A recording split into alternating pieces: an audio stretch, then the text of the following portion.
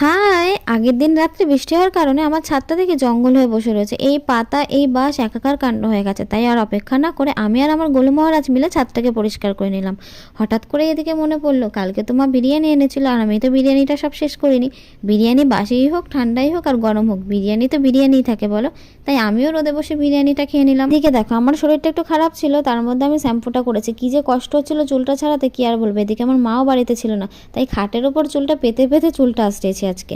এর মধ্যেই ফোন এলো, আমার একটা পার্সেল এসেছে। পার্সেলটা রিসিভ করলাম। ও পার্সেলে কি আছে সেটা তোমাদের ভিডিও শেষে দেখাবো। বিকেল 5টা বাজতে আমি চলে গেলাম পড়াতে। পড়ে ঠরে এসে দেখি বাবা আমার জন্য এক বস্তা চিপস এনেছে, মানে 1 প্যাকেট চিপস এনেছে। পড়ে থেকে বাড়ি ফেরার সময় আমার প্রচন্ড কাশি হচ্ছিল, তাই বাড়িতে এসে একটু আদা খেয়ে নিলাম। আর এদিকে দেখো আমার মা বানাচ্ছে পায়েস আর লাড্ডু, সেই দেখে আমি ধেই ধেই করে নাচি। আমার মা কিছু বানালে আমার যে কি মজা হয় কি আর বলবো। যাই হোক, দুপুরবেলা যে পার্সেলটা এসেছিল এটাই সেটা, তোমাদের সাথে একটু শেয়ার করলাম। চলো টাটা।